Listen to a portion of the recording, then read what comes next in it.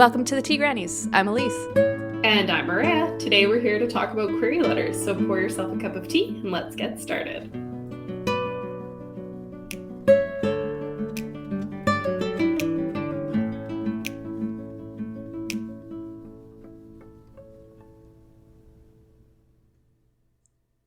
Chapter 1.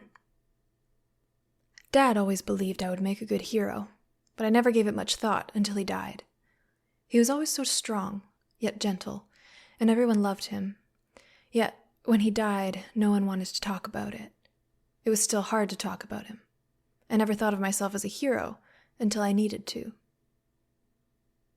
I squinted as I walked into the reception. The walls and floors were eggshell white, and lights made everything seem brighter. I smoothed my shirt and took a deep breath. I instantly regretted my choice. Blisters were already forming on my heels. I was certainly paying for the cost of looking professional, even if it was just to submit my resume. A man with thick glasses sat at the large, round desk, looking at several screens. I straightened my posture, shoulders back. He kept typing away, and he didn't look my way once. I continued to stare at him, hoping he would look up. He never did. I did not wake up early on a Saturday to have some guy ignore me. "Hello," I said, trying not to sound irritated. He kept typing. I cleared my throat. "I'm here to apply for the superhero job." "Are you over the age of 16? He asked, his eyes not leaving the screen. "Yes. ID, please." I swiped the app on my phone until my city ID appeared. A half-decent picture of me appeared to the upper left. Shoulder length, dark auburn curls, brown eyes, brown skin. Then my name, Miranda Galloway, written at the top. To the right was all my information: address, occupation, biological information. Unlike 90% of the population, my ID was orange instead of green, showing I had an ability. All right, so my overall comments for this piece were that I didn't have a ton of comments. It's literally what my note says. And that always tells me that I would have just kept reading and reading because I didn't bump on anything in the first page. I'd like to see a little more meat in the first paragraph, but I do like the first line very much. And I did make a suggestion below for this paragraph just to help rework it a little bit, but I think Elise's are better. Her suggestions are better than mine. Don't be like that. But yeah, this is a strong submission and a very interesting premise. Kind of gives me slight Marvel vibes, which I like. Mm-hmm. And I don't really have anything else to say about it, except I thought there were some really nice natural things slotted into this piece. Yes. I liked the main character's energy, and that's all I got. Yep. Similarly, not a whole lot of comments from me.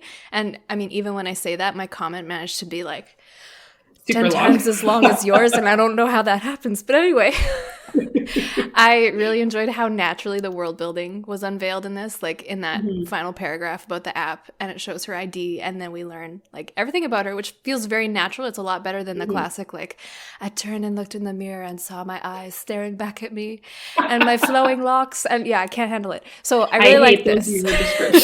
So much. I really like the way they did this one. This is a new one for me. So kudos for that. And then the piece about the ability and the way that the society knows who has an ability and who doesn't, although I imagine there's people who slip through the cracks, and we're going to learn about that probably. But I really like that piece. And that you can just walk into a building and say, "Hi, I'm here to apply for the superhero job." Okay. I know, that's so awesome. Okay. I was sold on that line immediately. So I love that. And that piece at the end, it wasn't too long. It wasn't too info dumpy. It said just the right amount of stuff in the right amount of time. And it says so much about the world that the character lives in. And then I loved how vivid and specific the descriptions are. And I also thought that the piece did a great job of establishing empathy for the main character, because anyone who's ever walked into a job application to hand in their resume knows the anxiety. It's always awful. I'm wearing these clothes that I don't want to be wearing for this job that I don't actually want, but that I need to survive. So here we go. So immediately, okay, we're here for you, kid. And then just her attitude of I did not get up early on a Saturday to do this and have this guy completely ignore me. Yep, I felt that. I felt that very strongly. So I like that energy. Yeah. That's what I'm talking about. Loved it a lot. Yeah. And then other than all of those things that I just loved, the main thing that I would suggest changing is to start the story a little bit later. So when I got to the paragraph about the receptionist, a man with thick glasses sitting at a large desk, that was where I was like, oh, start the story here. And then circle back around to the other details that we got before, because I felt like we almost got too much setting. And then the opening paragraph about the dad and becoming a hero, I didn't feel like I had enough context for it until I got to the conversation about, hey, I'm here to apply for the superhero job. And then if you slot that paragraph in after that line somewhere, and try and make it fit naturally, all those good things. But it gives more context for the reader to put the pieces together of like, oh, you literally mean a hero, like a superhero, like a Marvel superhero type thing. That's what you're talking about. You don't mean it in an abstract way. Yeah. But when I first read it, I didn't have that context. So I was like, okay, be a hero for what? That's kind of vague. That's not really clear. Like putting it into context makes it so much more clear. So that is the main change that I would make. Yeah. Other than that, I always love a good superhero story. We have one in our writer group right now that's so much fun. And I would 100% keep reading this. I want to know what her ability is, and then I want to know what she's going to do with it. And just love the premise. Bravo.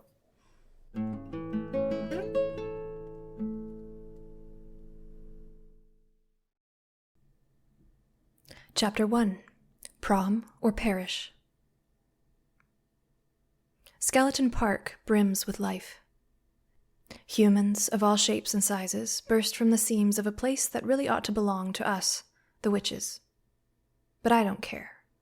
I'm glad for their presence, their energy, the teens blasting music from a speaker as they play a game of basketball, the gardeners pruning the community beds, children on the swings, their screams of delight carried on the spring wind.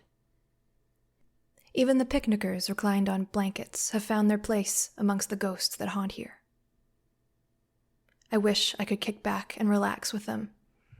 But too many prying eyes would notice, and I don't try to get caught breaking Coven law. Usually I'm discreet-ish. Hazel and I walk down the path between the new splash pad that awaits the summer heat and the basketball court. The teens there are loud and brash and everything I long to be a part of. My steps slow as I watch Eric Van Housen shoot the ball at the net, his tall, lean frame like a Greek god of old. Beautiful burnt blonde hair that's longish, curls at the ends, damp with sweat. He whips it out of his eyes as he scores. I sigh. Hazel loops her arm through mine, tugging me along. We're not supposed to be here, Marley. For 14, she really does speak with too much gumption. If she wasn't such a smart witch, I'd have to play the older sister with much more seriousness. We're just passing through, and it's a shortcut, I say with a shrug, and the view really is excellent. I turn back to look at Eric. He catches my eye and winks. He's a human, Marley, Hazel tisks. How else am I supposed to get an invite to prom, Hazel? I raise an eyebrow. She huffs. Hazel openly opposes my plan to go to the human prom. Not that it's done much to deter me. She hasn't spilled to our mums, so I take begrudging behavior as reluctant support. So this is another strong submission. I was really happy with our submissions for this episode. Pretty invested in the witches right off the bat, especially after the first paragraph. And it seems like they can and they do blend in, but they're kind of frowned upon, or they have to try and keep themselves quiet. I think that will become more clear as we keep reading. I don't think it needs to be changed at all in this first page. And a couple minor suggestions. There's a few lines that I really like, particularly like the first two lines, because they're talking about humans of all shapes and sizes. And then it's saying like the place that should belong to us, the witches, which I think is just like, gives us great world building, like right there. There's one beat where I would like a little bit more. So when she's looking at this Eric guy playing basketball or whatever, and refers to him as being like a Greek god of old, I would actually really like to see him like a little bit more of a detail. I don't really get Greek god vibes from the description. So that's kind of what I'm thinking. But then again, my idea of Greek gods is like, they're like super broad and like muscular, like very like Chris Hemsworth and Thor. Like that's kind of how I picture Greek gods being. Like they should be like so hot they're almost hard to look at. So I think that's how I envision them. So I would love a little more there. Lisa's laughing so hard at me right now, you guys. Oh my gosh. You killed me. But yeah, then there's a couple spots where I could have used just like a little bit more clarification or word choice or whatever. And I did really like at the end the part about Hazel hasn't spilled it to her mom, so she takes her begrudging behavior as reluctant support. Thought that was a really good one because I'm not sure if they're actually sisters or just sisters in like the witches sense of like it's a coven or whatever, but that totally tracks for sisters no matter what. So and that's all I have. Yeah, I love the world building as well. It's introduced really well throughout this piece. Like the first line really got me, like Skeleton Park. What? And then humans, and it, like I was expecting something dark and foreboding, and we just like it's just a day at the park. Like there could be kites flying and people walking their dogs, and so I loved the kind of contradiction of that energy. I thought that was great. And then the idea of witches and ghosts mingling with everyday life is always super fun for me. And I love how naturally these pieces seem to coexist, though I expect there will be some definite conflict around it because it seems like they're probably hidden in plain sight, but we don't know enough about that for sure yet. The one critique I had of this was I felt like I wanted something more out of this page, and I might just be being too picky for a first pager, so take this with a grain of salt. It might just be I wanted more of the chapter, in which case this is a huge compliment, but it's a fine line. Sorry. But yeah, so I felt like I wanted something. The only way I can describe it is like directional for me to latch onto in terms of plot. Like maybe where are these two sisters going? Like I know they're not supposed to be in the park. I know they're going somewhere. But where are they going? Like I felt like it was a bit aimless almost. We're learning a lot about the characters, but we are it's almost like it's the purpose of the scene is just exposition and not enough plot movement forward for the beginning of a piece. But as I said, that might just be me like wanting more out of the whole thing. So take that or leave that. If you see what I mean, you can use that. If not, just whatever. And maybe it's just my instinct is that I didn't get enough from inside Marley's head and didn't feel connected enough to her. That might have been the problem. Like we're seeing from her eyes in first person. So that should be a pretty intimate perspective. But aside from learning that she has trouble being discreet and following the rules, and she has a crush on Eric, we don't really know how she feels about the current climate of the human witch division. Like there's a line there that this place should belong to the witches, but it doesn't. But then she says, I don't really care. So it's like, okay, do you or don't you? And I don't get a vibe for that. It feels very almost neutral or carefully vague. And I feel like I need more to really connect with this character and understand where they're coming from. So maybe that's what I wanted. I wanted more emotional signals from her, maybe. That's a long-winded way to say I don't really know what I'm asking for.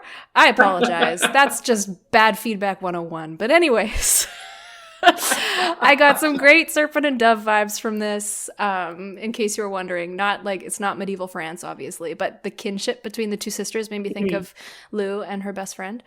And yeah, just the setup of them wandering through the world and hiding in plain sight, but also being very clear that they are not human or not as we think humans should be. So loved it. This was, another really good submission.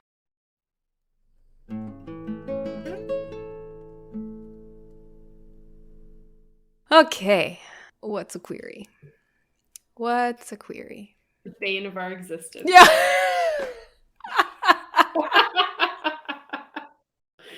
A natural joke. I'm proud of myself.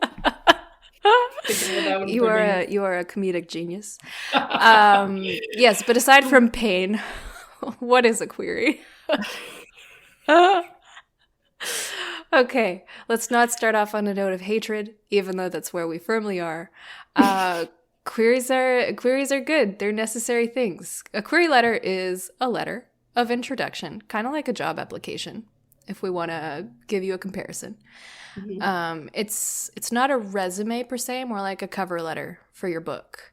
And the purpose of a query letter is you're sending this to an agent who you hope to get to represent you to publishers, because lots of publishers do not accept unsolicited manuscripts from authors directly. You have to go through a publishing agent, a literary agent, in order to even get their attention and have them consider you. So there's all of us writers out here in what we call the query trenches. There's a lot of negativity around this experience, as you may have noticed. So we're going to try and curb that.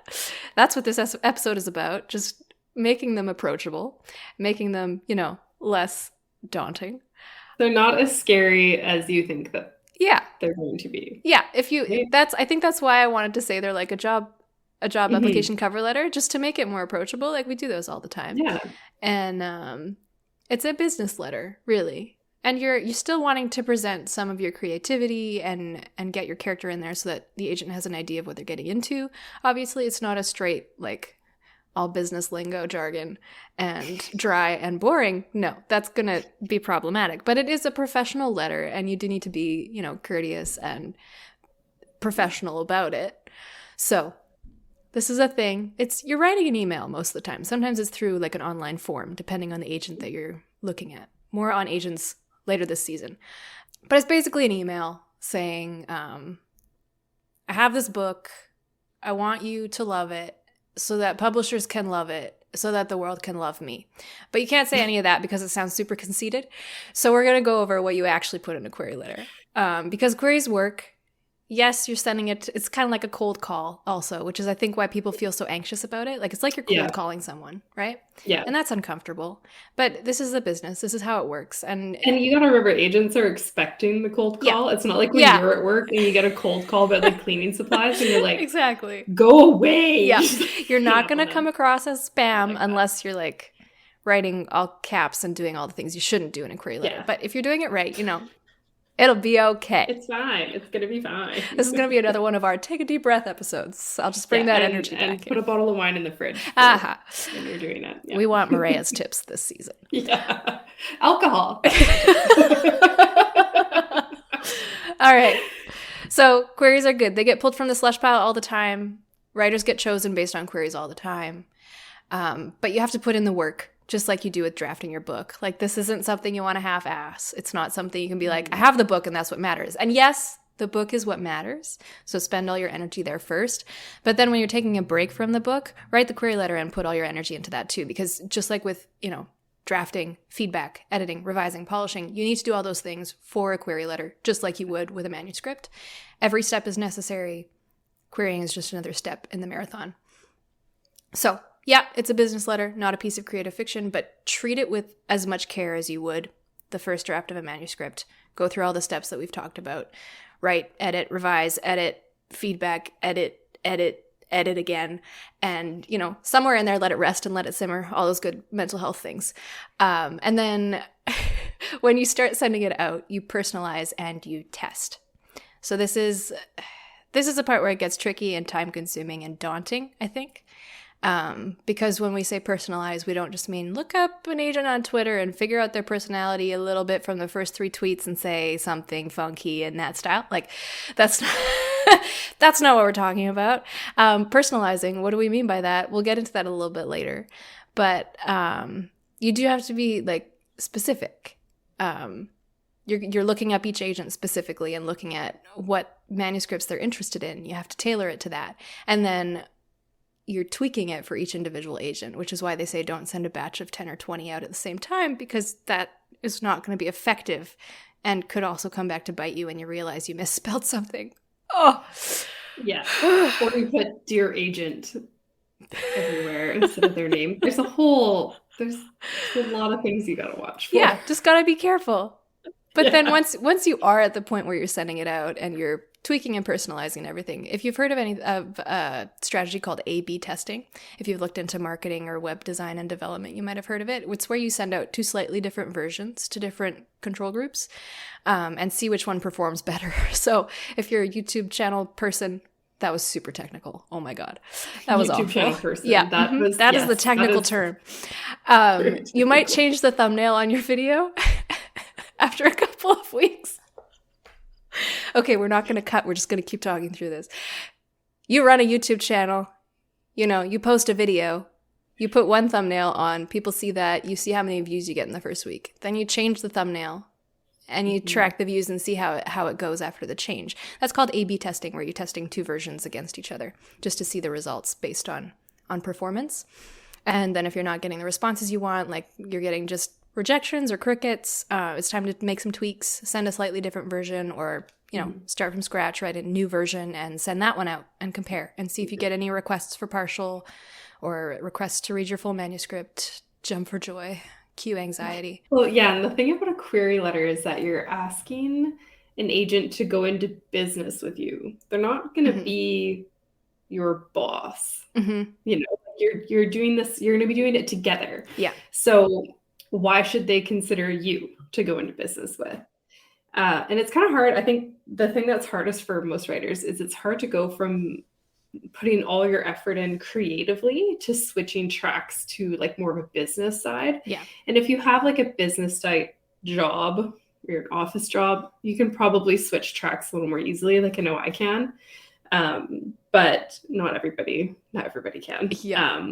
Me here. So yeah, it gets easier the longer you do it, I guess is the bright side. Someday. But anyway, so writing a book, selling or marketing a book are two very different things. So your book is worthy, it's good, you've done the work. Now you got to pull out all the good stuff about your story and hook the reader, or in this case, you're hooking the agent. So you can and should test your query out on friends and family. I know a lot of us maybe don't let our friends and family read our writing, and that's fine. I personally don't really get my family to read mine either. But you're talking the business side of things now. It's the time to ask them for some help. And so they'll be looking at it like a reader. Like if you can't hook your friends and family reading them your query, you're not going to hook an agent either, because something's missing. And the other thing is, like, even though they might not be aware of how like the industry works and everything like that, they're still going to maybe see something that you missed, or they'll ask you a question and then you'll be like, oh yeah, I should add that too. Yeah. And that's why feedback is important for queries, not just your manuscript. And agents also have different requirements. So make sure you read up. This is where the personalization piece. Personalization, yeah. So some agents just want to query. Some want to query in the first 5 pages. Some want to query a synopsis, the first 30 pages. Those are kind of my favorite, because then I'm like, you're getting a real good feel for it that way. But anyway, so what you'll need before you even start looking for agents is your query letter, synopsis, and your manuscript. And depending on their submission requirements and maybe a few other questions you have to answer when you send queries, this usually happens when there's online forms. And so what I've done is I keep some notes for the most commonly asked questions in my query letter doc, so I don't have to like remember or like think of something clever. I've already done it. Especially because the one that I've seen a lot, and I freaking hate this one. Why are you the person to write this book? No, I don't know. I just wrote it, okay? I chased some vibes, and then I workshopped it, edited it, and here we are. Because it was fun. Because I was standing in the shower thinking about everything except for life, and I came up with it, and I wrote it down. What do you want from me? What more do you want from me? So yeah, it's good to make notes for those kind of questions when you Pro get into them. Sometimes there's fun questions on the online forums, like the agent just wants to like get a feel for your personality or something. Those are fine. Answer those honestly and hilariously if you can. But I just mean like the common ones, it's a good idea to have some notes on those. And then you won't feel so overwhelmed when you open up that online form and see like a bunch of extra questions at the end. Pro tip. I haven't done that, and it's come back to bite me many times. Yeah. I always have to start from scratch. All right, so we know what a query is. We know why you need a query. What do you put in it? Because business letters are hard, and despite having worked a desk job for the past, I don't want to tell you how long, because I don't want to do that math. I hit my 10-year anniversary at work. I was like, that is soul crushing. That is amazing. Okay. My temporary job, I'm still here. It's been 10 years. What's going on? Yeah, so not that long. But despite working a business job, like I find switching into this mindset is horribly hard for me. But we've been to a couple of conferences and a couple of workshops and different things that have given us some good tips on this. So how long can it be? I can answer that really easily. Keep it to less than a page. Remember, this is an email, so if, they're scrolling it on their phone, think about that. How long are you going to make them scroll for? Like, it's a mind game, trust me. And then if you, keep it down to, what is that, like less than 500 words for sure. Yeah, I think it's around 500 words is like the recommended amount. Mm-hmm. Yeah. And like, obviously you can't make it too short because then you're not saying anything. But if you can keep it to like a 1 page double spaced, basically, that's a pretty good benchmark. And then I'm gonna give a couple of categories and Maria's gonna like flesh them out. So you're gonna hear words and be like, what are you talking about? That's okay. It's normal. Normal for me anyways. So there's 3 parts generally to a query letter. Most agents will expect it to be in a somewhat similar formula that you can reverse the parts if you want, but it usually flows best this way. First part is the hook, second part is the book, third part is the cook. And don't forget, between the hook and book portion or wherever it fits best, you want to add some comparative titles of other books that are already published and somewhat well known that will give off similar vibes or have some connection to your book that you want to use to make yourself stand out. And that's often a great way to personalize for each agent specifically because, oh, look, this agent loves this book. I've read that book. It has these vibes. I have these vibes. We're going to be best friends. And that's how you do it. Yeah. That's Just how you like fall that. in love with an agent, and then when they reject you, you get super so sad. crushing. It's very crushing. The hook, book, and the cook is the most common layout for query letters, I would say. It's a lot like when you read the back cover copy, like in the bookstore, browsing. You want to be intrigued enough by the first sentence or the first little tidbit, aka the hook, and then interested by the time you finish the description of the book. Yeah, don't give away the ending though. Exactly. And most of us do skip over the author bios when we're picking out books. Sorry, other writers. And that's fine. But do not skip it in your query. Yeah. Because, again, this is going to be a business relationship with your future agent. You wouldn't want to go into business with someone without knowing what their qualifications are or something about them. Sure. And I mean, if you do go into business with someone without knowing anything about them, Godspeed. I don't know what to say. Power to you. But back to query letters. So the basics you need to have in a query letter is your book's name, the word count, and the genre. I see a lot of people that miss this for some reason, and agents, they want to see that. Again, it's a business. They need to see that stuff. Yeah, don't make them guess. Don't make them guess. Yeah, comp titles, like Elise said, important.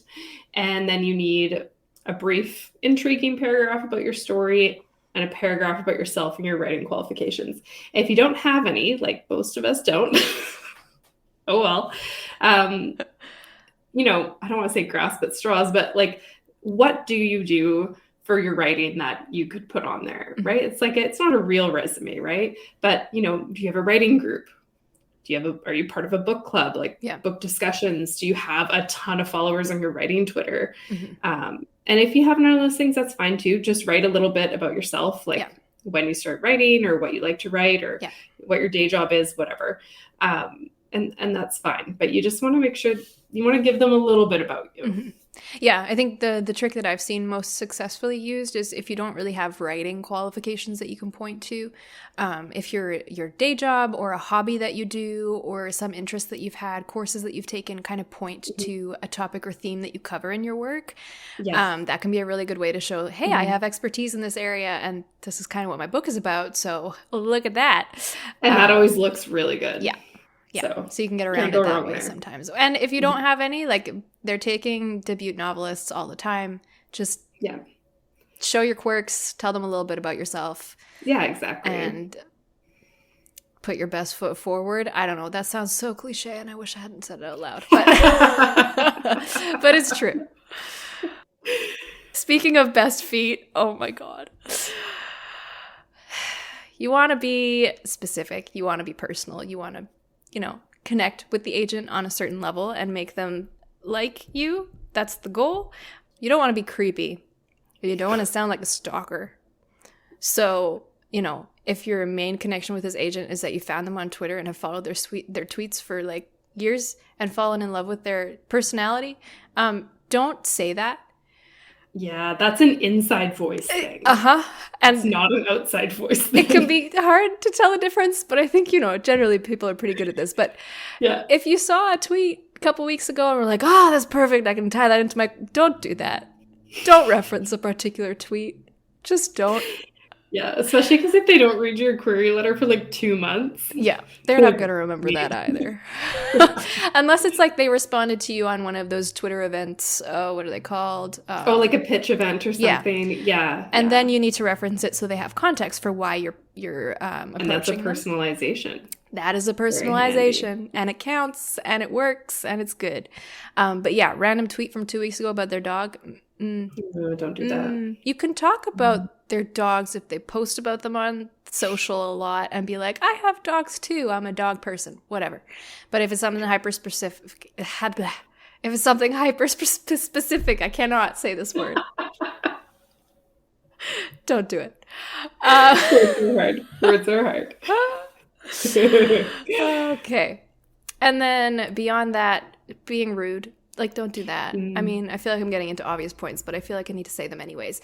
Don't be manipulative. Don't be passive-aggressive about how agents are annoying and how hard it is to be querying and how nobody answers you. They know that it's hard. It's their job to reject you sometimes, and that's hard for them. Just don't be a jerk about this. Like, you want to make a good impression. Don't try to be funny unless you're, confident that your humor is not going to come across as rude, because humor works. But just be careful about those things. And then 3, we're going into major specific trauma right here. Don't misspell the agent's name. Proofread the agent's name. Proofread it a couple times. Many times. Or copy and paste it from like their website into your query letter. That is a life hack you'll never forget. I have misspelled an agent's name, and it's as mortifying as it sounds. I don't know if she even answered me. And you know what? I deserve that. As someone whose name gets misspelled all the time, when it's sitting right there in the email field that you wrote when you sent the email, and the email made it to my inbox, so you spelled it correctly in that field, and then you spelled it wrong in the opening, you know what? I've let it go, but sometimes I wish karma would come. And agents are gonna, it's the first impression thing, like with a job interview, like with anything like that. If you are showing them that, you're careful, you're thorough, you do your due diligence, and you check the details, you get their name right. If you get the name wrong, even if it's like honest mistake, typo, because there's 3 million ways to spell this name and you chose the weirdest one, that sucks, but it's still on you. It is still on you, the writer, to get it right. And if you get it wrong, that can be, like, it can be the difference, because they are so swamped with work that, it just takes one thing for them to say no. And if that's the thing, don't let that be the thing. That would be really awful. Don't let that be the thing. Speaking from experience, don't let that be the thing. And that goes into, don't rush the process. Like, be careful about this. I don't know. If you're like me, you don't take your resume and shoot it out to 15 different job applications at one time. You tweak it, you specialize it, you make sure that it suits the job that you're applying for. Agents are the same. Like, you've got to tweak it. You've got to take the time to look into them. Don't feel like you're going to sit down and bust out 10 queries in an afternoon. If you can get 1 or 2, maybe 3, like if you're feeling real good, you're doing awesome. I think my best day was like 7. Yeah. But I was at my desk for literally hours. Yeah. Don't do that to yourself if you don't have to. And you don't have to. This is a voluntary process. But yeah, don't rush. Like, each one is going to be specific. You need to research each one. It's everything about publishing is a marathon and not a sprint. And that includes this process. And then tied to that as well, don't just query any agent that takes your genre, because that's not enough of a connection piece. They might like fantasy, but like, how many subgenres of fantasy are there? There's so many now, too. No, it's not fathomable. So, if they look like someone you'd like to work with, look into what they're looking for, look into their manuscript wish list. That's a popular site with agents where they list like all the different kinds of tropes and things that they like or don't like. Pay attention to those don't likes. Be very attentive to those don't likes. But it's like just like with hiring anyone to do anything, like hiring an editor to work on your book. It's like dating. You're trying to find someone who's going to be a good fit for you. Mhm. And that means like if they have this one annoying quirk that you can't get over, you can't get over it. So it's a no. Like it's not a good fit. So treat it that way. They're going to be picky about you because they have to be able to champion your work like they would die for it. So you need to be picky too and know that you can work with this person. And this shows that you have self-respect. And it also shows that you respect the agent on the other side and their work. And you want to do something that's going to be professional and optimal for both parties. Yeah. Yeah, the first time I queried, it was my young adult fantasy, and that was like my first proper finished novel. Had been workshopped and developed, and I'd worked on it for years. So I was like, this is my baby. So what did I do when I queried? I queried any agent that represented young adult fantasy, and guess what? Rejections. So many rejections. I didn't get a single request out of 60 queries. Not a one. So by contrast, I queried like 30-ish agents for my latest like romance fantasy manuscript. And I got personalized rejections, which I consider a win, okay? Because a lot of agents don't bother with that. So if they send you a personalized rejection, they're like, I loved everything about this and you're a great writer, but this isn't a fit for me. Query me with something else. That's a win. Yeah, that's a win. Such a win. And then I had a few partial requests and a couple full requests. So the difference is that my query letter is almost the exact same, just different characters and stories, same layout, hook, book, and cook, followed that same format. But I researched my agent choices and I didn't query them just because they rep the genre I was in. I did the extra research to make sure that I thought they'd be a good fit. You know, like if some agent is like, I hate dogs, I'm going to be like, I'm really sorry, but we can't work together. That's going to be a problem. Like anybody would say that. But a couple other things to avoid doing. Do not make your font smaller so your query can be longer. Don't do that. 12-point font. We're not in high school anymore, people. No. And it didn't work back then either. Yeah, and I've seen a few agents on Twitter call this out. They do not like it. You are not being sneaky. Yeah. They've seen it before. They'll see it again. And if you think they won't notice, they're going to notice. They're going to notice. Especially as we get older, I say as a tea granny, when the font is too small. It's one of the first things you notice. Well, and default fonts across the internet are pretty, like there's different fonts obviously and there's slightly different sizes depending on the one, but the average default is around a certain size point that is recommended for accessibility. So if you do something smaller, they're going to see it. They're going to notice. Yeah, they're going to notice. But yeah, aside from that, I second everything that Elise is saying. Do not rush. It's always exciting when you're ready to query, exciting and terrifying. So, you know, same side of the coin. Two different sides of the coin. I give up. I can't talk Two sides of the same coin? Is that how it goes? Something like that. But yeah. Moving on from our not being able to speak issues today. Yeah. So don't shoot yourself in the foot with potential agents just because you were impatient and excited and you sent out a unpolished query, spelled their name wrong. As many of you have probably figured out, I have one of those names that is pronounced and spelled incorrectly like every single day of my life. Every single day. Thanks, Mom and Dad. Love it. So make sure you do agents a favor and double check your spelling before you hit send. This applies to your whole query, but really make sure the name is right. And sometimes this often doesn't come up when you're writing a query letter, but you should know your agent's pronouns too. So all you have to do is check their website, check their Twitter. You should already be doing that before you query, but just something to check out. Yeah. So you're being considerate. And that kind of takes us to a more focused conversation about personalization. And we kind of already touched on this. We probably majorly already touched on it. This first point we touched on, be specific, but don't be creepy. Yes. Just going to reiterate that because, you know, it's really easy to fall into that of like, oh, this thing, like I related so hard to this thing. I want to reference it specifically. Don't do that. It's also one of those things like sometimes when you do stuff, like when you say it in person, it sounds cute and charming, but if you say it in writing, it comes off like you're a total stalker. Ding. Yeah. So alarm bells. Careful. Oh my goodness. Yeah. Remember, business relationship. Business relationship. So you do want to be specific and personal.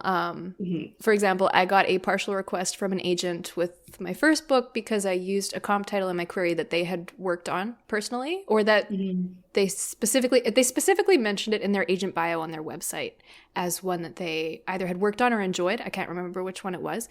So they ended up passing on my work in the end, but the initial connection was, I believe, absolutely what got me that partial request in the first place. And it's a game of balance. You want to stand out. This is true. That's what we're all trying to do. But you don't want to stand out in a negative way. So, saying all press is good press, it does not apply. No, you don't want bad press. Not you do all not attention want is bad good attention. press. We're not dogs. Yeah, so a bad impression from an agent because of whatever, you misspelled their name or said something rude in an effort to be funny, it could harm your chances of approaching them with a future project that might suit them better. So you don't want to burn any bridges at this stage, at any stage, really. But if another piece is if you're going to use a comparative title that the agent has worked on or said that they loved reading, like I did with one of my queries, make sure you've read it. Yeah. Oh my gosh. Oh yeah. This is a huge thing. Make sure you've read the comp titles you use. How did we miss that section? Make sure you read those. Okay. Like at least recommended Throne of Glass as a comp title for me for my manuscript. And I'd read it once like a long time ago, but I couldn't remember like anything about it. So guess what I did? I read it again more recently, and I'm enjoying that series. But now when I use it as a comp title, I'm going to be like, I do remember this book. I didn't just use it because someone told me it's a good comp title. Yeah, and I can pull something specific from the story to say why it's comparable. This is very important. If you haven't read the book, you won't be a good judge of whether your comparisons go beyond like the basic synopsis. Maybe your story is too reminiscent of this comp title. Like maybe that one overshadows yours a bit. A little bit. Yeah, just be careful. You might seem like a copycat. So like you don't want to risk any of those things. So do your research and make it strong. Yes, you have to read the books that you're comparing yourself to. I feel like that's a no-brainer. Anyway. But reading is research. Yes, reading is research. If you read 2 books a year, make those 2 books your comp titles. Your comp titles. I don't know how anyone can read that. I do know. People don't read very much sometimes, and that's okay, and I'm not trying to dishonor that. I'm so sorry. That's really rude. We've just been obsessively reading lately, so you guys just ignore us. We've been like, we've been avoiding real life. We have problems with escapism, and it's an addiction, and I stand by that. Finally, again, take your time. Don't rush this. It's going to be okay. I pride myself on being fast at a lot of things in a lot of different areas of the work that I do. And this has come to bite me in the ass with querying. Yeah. Multiple times. I'm the same way. I'm like super fast. Everyone's like, wow, you're so fast at work. Yeah. And it's not served me at all in the writing world. Gotta just dial it back. Be like, this is the most... like a turtle. This is not the most important decision of your life, but you gotta like take that energy and use it as though it is. Yes. So the goal isn't to get as many as possible out into the world in the shortest amount of time. It's to get as many quality queries as possible out to the best suited agents as possible. And if that takes you several months to several years before you're happy with the number you've queried, that's okay. That is 100% okay. Some people write a book over the course of 10 years. You can query over the course of that many. You do you. Recommended even to take as long as you need. So yeah, do 1 or 2 in a day. If you're on a roll, do a third. But don't work past that, like, I'm getting tired and I wonder if I should take a break point. I think don't fry yourself out on this. You want to be, on your best game. Stay under your threshold. Yeah, and it's stuff like that. It's all about respecting yourself and respecting the agent because they'll be able to tell, like, based on how much time you put into it, whether you put effort into it. That's a level of respect thing. Yeah. So, respect yourself, respect the agent, and you'll get along just fine. And back to comp titles. Yeah, we should. I was coming back from commercial when I said that. We should dig into this a bit more. Yeah. Yes, this became its own section because I've seen so many writers who are frustrated by the comp title step. Hmm. And I used to be also. But I mean, I have the luxury of just getting Elise to read my manuscript and then being like, hey, you have any comp title ideas? Which is totally not fair. But if you have a writing buddy, you should absolutely do that to them. It's totally fair. It's not a cheat. Yeah. They're not as close to your story as you are. So they and everybody reads something different too. So they might be like, hey, you should read this. I think you might be able to use this. Which ties into the whole reading is research lecture. The mantra. My mantra. It's sort of like info dumps are bad. My kind of mantra. But if you don't read, you're not going to have any comp titles. If you don't read, how are you a writer? Because I feel like it kind of is like they go together. Mandatory? Yeah, I feel like it's like, it's totally mandatory. But make sure you are reading in the genre that you write in for this purpose. Aside from it will make your writing better, you need it. You need comp titles. So they don't have to be exactly like your manuscript. That's not what you want. You're picking things from each one. You can make it really specific. Like, for example, my comp titles right now for the project that I'm going to start editing soon. I swear I'm going to start editing it soon. My comp titles for that are Pride and Prejudice and Throne of Glass. So how can two incredibly different books be comps like this? And yes, I wrote this on the fly for this episode. I haven't written my query letter for this yet. It's gold. Go. Let's say this manuscript combines the elements of strong female assassin and court intrigue from Throne of Glass, the personal and romantic journey of Elizabeth and Mr. Darcy in Pride and Prejudice. And those are popular books. Most agents that I'm going to be querying for fantasy romance have read Throne of Glass. And if you haven't read Pride and Prejudice, what are you doing with your life? Read it. But you should also at least have seen the epic 2005 movie version with Keira Knightley. And if you haven't seen that, I expect you to watch it immediately. If you haven't seen that, I repeat, what are you doing with your life? You haven't lived until you've watched that movie. The vibes are immaculate. It's not totally exactly true to the book. If you want something true to Pride and Prejudice, you should watch the TV series, the miniseries with Colin Firth. Also wonderful. But again, off on a tangent. I really love that book and that movie. And passing this off to Elise now. I'm surprised we haven't done that tangent yet. I don't think we've covered it. Too. First time for everything. Anyways, comp titles, they're tricky. They can be really annoying. We understand your frustration because we have it too. And having someone else to read through and give you some comp titles is actually like 100% the best strategy possible, because at this point you're too close to your work and you may have had like this idea and be like, oh, it's going to be kind of like this thing that I just read and it's going to be amazing because it's going to be better. And then you actually wrote the draft and then you edited it and now it's like nothing like that book anymore. But because you started with that in mind, you still think it's exactly like it. Yeah. This is why we need help doing this whole thing. So ask someone for help. It's a good idea. Even if you send them your summary and say, like, what does this remind you of?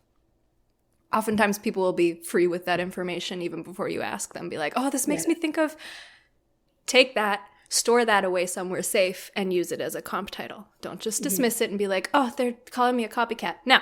You need this information. This is good stuff. Yes, this is good. Good nuggets. But yeah, they're tricky, sometimes frustrating. Because you want to choose something recent. That's something that a lot of agents will say, like, we need to hear recent books that have come out in the last couple of years, and we don't want you always quoting books from the early 2000s or something, because they want to know that, like, you're familiar with the genre, you know what sells or what's of interest or what kind of, what's up to date. They want to know that you're on the right page. But sometimes a classic like Pride and Prejudice is just like, it's such a good fit. How can I not use this? Like, I would be and everyone knows it. I would be stupid not to use it. So you have to be careful of that and finding the balance there. And you want to be careful not to be like too confident, because there's some agents that have said this. I'm not sure how I feel about this tip, but I'll share it anyways. Like, you don't want to come across like, I'm going to be the next Game of Thrones writer. I'm going to be the next S.J. Moss. Like, are you? With your first book?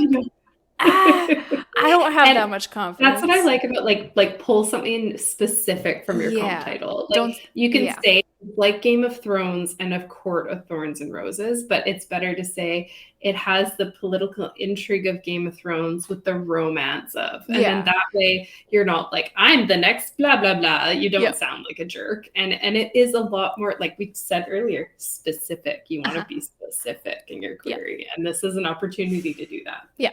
Don't be too vague here. This is, very good opportunity to kind of hyper-focus on something. Another thing, you don't want to pick something that some unknown title that the agent's probably never heard of. Like, you want to be careful of that too, which can be really heartbreaking when you find a really good comp. But because of all those things and how annoying they can be, I have a few guidelines that I try to follow in general. So since you always need at least 2 comp titles, you can kind of do a balancing act like Maria has done with Pride and Prejudice and Throne of Glass. That's great. Throne of Glass is a recent series that most people know about. Pride and Prejudice is an ancient tome. Classic. Yeah, everyone's heard about it, even if they haven't read it. So, it's working well. But yeah, you want to have that balance of one is recent and one is classic. Or what else have we got here? One is a TV show or a movie, and one is actually a book. Like, that's another one that people get tripped up on because, for example, I have a project right now, and when it's ready to query, whenever that happens, someday, I have 2 TV shows that I want to use as my comp title. Well, one movie and one TV show. And that's one of my big no-nos is like, no, you got to have a book in there. What are you dumb? Like, this is a book compared to a book. This, but it's I really want to use TV. Yeah. But one of the TV shows is The Witcher, which is also a book series, which is also a video game. So like, but I haven't read it. So that's another no-no. I bought the first book from the Witcher series because I enjoyed the show, and like it's backwards. Like normally I'm like a book first person, but sometimes it's show first, and then I'm like, okay, I want to read the book. I read the first page and I have never picked it back up again. Yeah. So I mean, that's why I haven't read them. Food for thought. I don't intend to if you want to try. The reviews that I've heard of it is like, I'm not interested in reading it, but of the show, it's like, this is such a good comp. So good. I'll either do that or I'll find a book that is maybe someone used The Witcher as a comp for their book, and I can use their book as like comp, like Inception. See, I like that plan. You can also do that. Yeah. Because like, don't kid yourself into thinking that this thing is the most unique thing that's ever come across the face of the earth, and you can't possibly find a we're not that original. We are not, as humans, that well, and what I've heard from agents is like, when you say that it's too unique for comps, what you're really saying is it's not marketable. That's what they hear. When you say it's too unique. Okay. And you have no comps. Pro tip, if you have no comps, you can't market your book. That sucks. Like, there's always something you can find. Like I said, if you make it really specific, like, you can find a comp title. Yeah. You can. And I think maybe people that are saying like there's nothing like it is they're trying to find a carbon copy type thing. Like absolutely. My book is like this book and straight up. Whereas it's more about concepts and vibes and like it has these elements from this book and it mashes it together with these elements from this book to make this awesome thing of these 2 things that you want together in one book. That's why it's so cool. And if you look at the manuscript wish list, there's quite a few agents who will do this. They'll say, I want something that's like Throne of Glass, but has like the emotional depth of whatever, like something else. Yeah. And then they're using comp titles to ask for what they want. Yeah. And if you're having trouble communicating how your comp titles are comparative to your work, you can look at those manuscript wish list descriptions and be like, okay, how do they compare things here? I can use that phrasing there and I can use that wording here. That's a good way to research that. Yes. And also, if you're having trouble with comp titles, the thing that really helped me was thinking of it like a book report. If you're doing a book report on your own book and you had to pick something similar, what would you pick? And then my final tip, which I don't know, maybe it's obvious by now because we've been talking in pairs, but don't do more than 2 comps. I've tried that. It makes that first paragraph of the hook into the book really kind of unwieldy and hard to follow, right? Like, it's just, I've done it. Like I've tried to shove like 3 or 4 in there. It's just don't put Don't do yourself it. through that. It's not worth the effort, and it'll be hard for them to read and be like, how do these things fit to? No, that what a mess. Yeah, not a great. You plan. don't want them to look at your query letter and go, "Oh, what a mess." That's not what you want. Yeah, no, 2 is enough. I promise you, 2 is enough to get the basic idea across. That's specific, but not like so specific that they're like breaking their brain to wrap their mind around what the crap you're trying to say. Okay, so we've chatted a lot about queries, but what do they actually look like? What sounds good? So our next episode is dedicated to critiquing query letters submitted by our wonderful listeners. Thank you. And Elise and I will also include our own queries that received requests. So you guys know that we kind of know what we're doing sometimes. And we also have a query submission from a listener that actually landed an agent. So those are always fun. And that's the tea on query letters. So don't forget to rate and review us wherever you get your podcasts. You can follow us on Instagram at the Tea Grannies Podcast and on Twitter at the Tea Grannies. We'll see you next time for a query letter critique. Happy writing.